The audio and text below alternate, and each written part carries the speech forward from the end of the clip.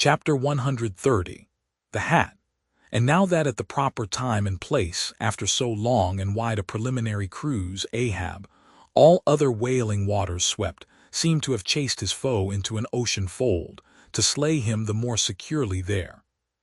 Now that he found himself hard by the very latitude and longitude where his tormenting wound had been inflicted, now that a vessel had been spoken which on the very day preceding had actually encountered Moby Dick, and now that all his successive meetings with various ships contrastingly concurred to show the demoniac indifference with which the white whale tore his hunters, whether sinning or sinned against. Now it was that there lurked a something in the old man's eyes, which it was hardly sufferable for feeble souls to see. As the unsetting polar star, which through the livelong Arctic 6 months night sustains its piercing, steady, central gaze, so Ahab's purpose now fixedly gleamed down upon the constant midnight of the gloomy crew. It domineered above them so that all their bodings, doubts, misgivings, fears were fain to hide beneath their souls, and not sprout forth a single spear or leaf. In this foreshadowing interval, too, all humor, forced or natural, vanished. Stubb no more strove to raise a smile, Starbuck no more strove to check one. Alike, joy and sorrow, hope and fear, seemed ground to finest dust, and powdered for the time in the clamped mortar of Ahab's iron soul. Like machines, they dumbly moved about the deck, ever conscious that the old man's despot eye was on them. But did you deeply scan him in his more secret confidential hours, when he thought no glance but one was on him, then you would have seen that even as Ahab's eyes so awed the crew's, the inscrutable Parsee's glance awed his, or somehow, at least in some wild way, at times affected it. Such an added, gliding strangeness began to invest the thin Fedallah now, such ceaseless shudderings shook him, that the men looked dubious at him, half uncertain, as it seemed, whether indeed he were a mortal substance, or else a tremulous shadow cast upon the deck by some unseen being's body.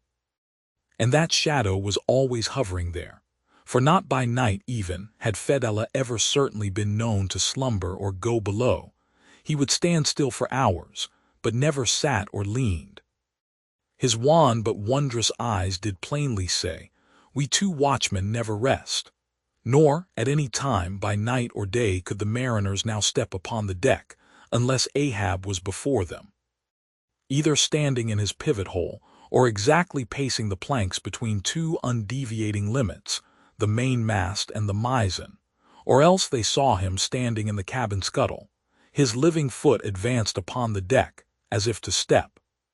His hat slouched heavily over his eyes, so that however motionless he stood, however the days and nights were added on, that he had not swung in his hammock, yet hidden beneath that slouching hat, they could never tell unerringly whether, for all this, his eyes were really closed at times, or whether he was still intently scanning them. No matter, though he stood so in the scuttle for a whole hour on the stretch, and the unheated night damp gathered in beads of dew upon that stone-carved coat and hat. The clothes that the night had wet, the next day's sunshine dried upon him, and so, day after day and night after night, he went no more beneath the planks. Whatever he wanted from the cabin, that thing he sent for. He ate in the same open air, that is, his two only meals, breakfast and dinner. Supper he never touched, nor reaped his beard, which darkly grew all gnarled, as unearthed roots of trees blown over, which still grow idly on at naked base, though perished in the upper verdure. But though his whole life was now become one watch on deck, and though the Parsee's mystic watch was without intermission as his own, yet these two never seemed to speak, one man to the other, unless at long intervals some passing unmomentous matter made it necessary. Though such a potent spell seemed secretly to join the twain, openly, and to the awestruck crew they seemed pole-like asunder, if by day they chanced to speak one word. By night dumb men were both, so far as concerned the slightest verbal interchange. At times, for longest hours without a single hail, they stood far parted in the starlight, Ahab in his scuttle, the Parsee by the mainmast, but still fixedly gazing upon each other. As if in the Parsee Ahab saw his forthrown shadow, in Ahab the Parsee his abandoned substance. And yet, somehow, did Ahab, in his own proper self, as daily, hourly, and every instant commandingly revealed to his subordinates, Ahab seemed an independent lord. The Parsee but his slave. Still again both seemed yoked together, and an unseen tyrant driving them, the lean shade siding the solid rib. For be this Parsee what he may, all rib and keel was solid Ahab. At the first faintest glimmering of the dawn, his iron voice was heard from aft, man the mastheads. And all through the day, till after sunset and after twilight, the same voice every hour at the striking of the helmsman's bell was heard. What d'ye see? Sharp. Sharp. But when 3 or 4 days had slided by, after meeting the children seeking Rachel, and no spout had yet been seen, the monomaniac old man seemed distrustful of his crew's fidelity. At least of nearly all except the pagan harpooneers.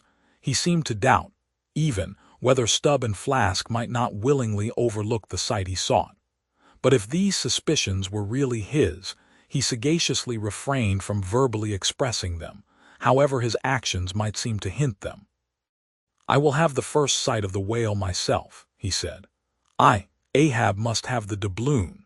And with his own hands he rigged a nest of basketed bowlines, and sending a hand aloft with a single sheaved block to secure to the mainmast head, he received the 2 ends of the downward-reeved rope, and attaching one to his basket prepared a pin for the other end, in order to fasten it at the rail.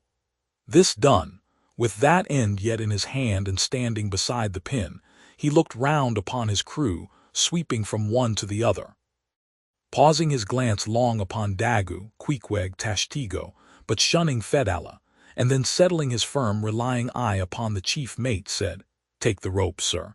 I give it into thy hands, Starbuck."